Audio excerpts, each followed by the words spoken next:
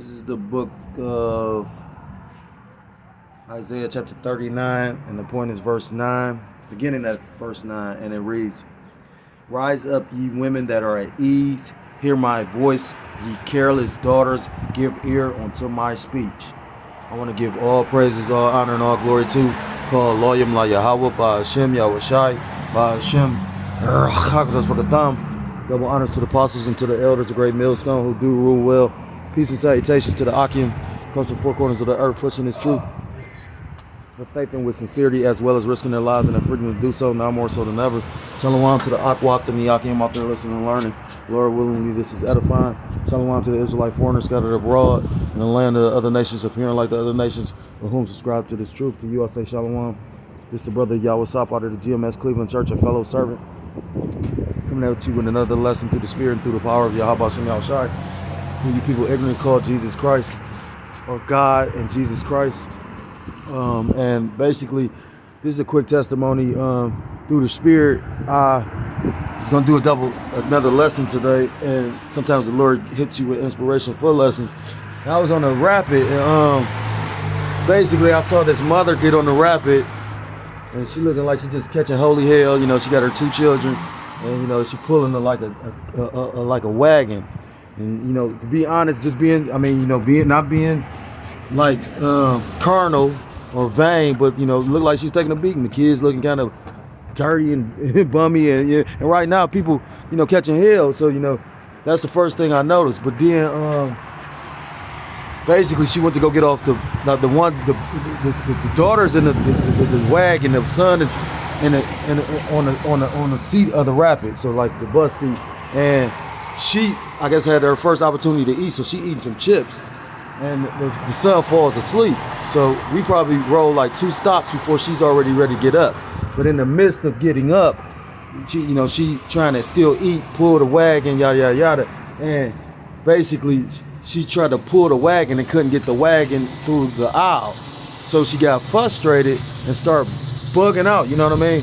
Just, this some bullshit. I'm a single mother. Can I get some help? And it was deep. So my instinct wasn't to move.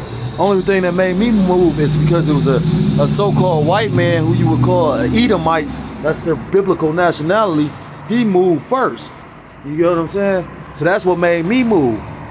So as soon as I grab it, that's when he didn't give a fuck no more. You know. So then, you know, the RTA people came, the supervisor, and she hysterical by this time. She crying, complaining, I'm a single mother, all this shit. And it just made me think of the scripture, Isaiah chapter 32 and 9, rise ye women, you careless women, and depart, for this is not your rest. You know what I mean? Like, this place has polluted the minds of our women. You know what I mean? That's why these women are so fucking haunty here. Like, in that day, like, we coming into times where literally, while people think this shit a joke in the game, we coming into times where, like, this ain't conspiracy anymore. Conspiracy is something that can be proven. When the news is out here making these statements about how there's gonna be a lack of food and how they were having rolling blackouts and shit like that. And the elder apostle Tahar literally just did the elder apostle Gabar just did a video talking about that blackout movie and how he said how he think women gonna have it the worst, because even a pussified, sissified ass nigga, he's still gonna clutch onto his loins, his he can still hold his testicles up at the end of the day and man up and try to deal with the situation. But women ain't. You know, like, most these women gonna be fucked up, and that was just so spiritual when I seen her do that. Like, now you probably the same haunty ass woman. You know what I mean? And she was haunted then, like somebody owes you something. And just showing you the times to come, because at the end of the day, when it's a lack of food, and when like, men is not gonna be concerned about no pussy or no woman in that day. They're gonna be concerned about survival. These movies show you that a woman gonna be a headache, if anything. So and the scriptures literally give you many scenarios about, like in certain times trouble, how certain women are it's a scripture that talk about how the women gonna be ravished. It's a account in the scriptures when it tried, but who was that? It was the Levitical priest that basically was traveling with the female concubine, and the men of Benjamin, that was a tribe of Israel too, basically raped the woman to death. And then you had the priest that literally chopped her body up and sent each part to literally a tribe of Israel because it was a war against Benjamin. Now they don't bring up these scriptures in the Bible, I mean, in the churches, because at the end of the day, they're not giving you people the truth.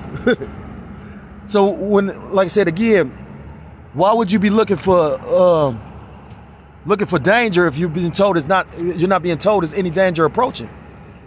And that's why these pastors and these preachers is going to be held accountable for not leading they flocks the proper way, but leading them astray. So, that's just a quick little hit. Like I say, I didn't have any. I can go back into this scripture in the book of Isaiah chapter 32, verse 9. And again, it reads, "Rise up, ye women that are at ease. Hear my voice, ye careless daughters. Give ear to my speech." Because at the end of the day, America, Babylon the Great, aka Babylon the Great, has made these women at ease. They made them careless because they're supported by, this system. This system is quick to give a woman the ability to literally just live off fucking and having kids.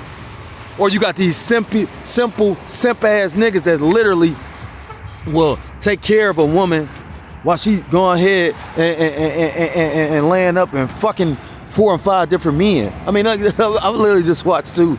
And you know what I'm saying? Like, the funny part is, like, you got all these tough ass, bulldogger ass women that think it, but in the day, like I told somebody recently, like, while y'all so quick to jump up my motherfucking face, I want you to jump up in the face of the motherfuckers trying to come up in here.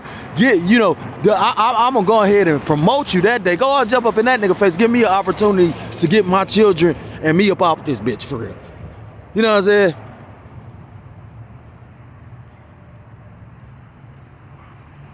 Verse 10, it reads, "Many days and years shall ye be troubled, ye careless women, for the vintage shall fail, the gathering shall not come." Verse 11, "Tremble ye women that are at ease, be troubled, ye careless ones, strip you and make you bare, and gird sackcloth upon your loins. They shall lament for the teats, for the pleasant fields, for the fruitful vine." So the point is, basically, these women need to come up out of that spirit of carelessness, and and some of them seeing it. Brothers been going in on different video and articles. I just did an article earlier today about how you had a mother when they was giving you the little stimulus and the $300 child tax credit, and how she was saying how they would have groceries. They was able to go to the grocery store each week because she had I think like a family of 7 or 8 or something like that. From a child from, I think she said from 3 all the way up to like 27. How the fuck you got a 27-year-old staying with you about? And it's not contributing, but actually taken out of.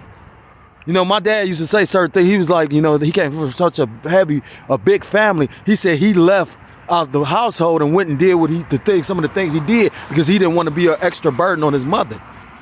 I can respect that, even if you made like not so wise choices, But you did it for what's like a man can understand that. You know what I mean? These niggas can't. A nigga don't look at it like that. But my point being,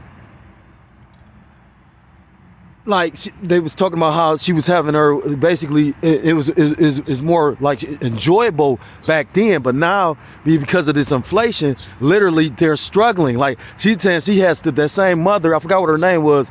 She has to go to a soup kitchen pantry, food pantry like 3 times out the week in order to sustain the household of the 7 or 8 or how many people I forgot it was in her household. So yeah, and even with these different signs, you would think that these people would come up out of her, come up out of the mindset, because the true Israelites, they're not going to be able to be they're not going to be in a position to be able to get themselves up out of here like that. That's why you got to spiritually come up out of this place.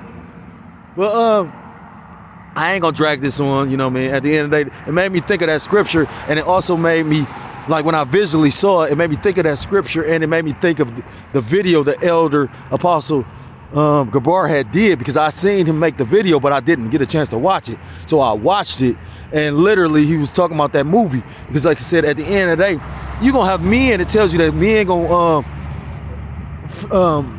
be in fear and be like women in that day. You know what I mean? So how much more so a woman? You know what I mean? Like, especially women with children and these women that's like I mean, I have children, but like I said, at the end of the day, we like I say, people ain't even used to be going through blackouts. Most people don't even keep candles, flashlights, especially in the neighborhoods. Like, that's why this shit gonna come up on them suddenly unaware.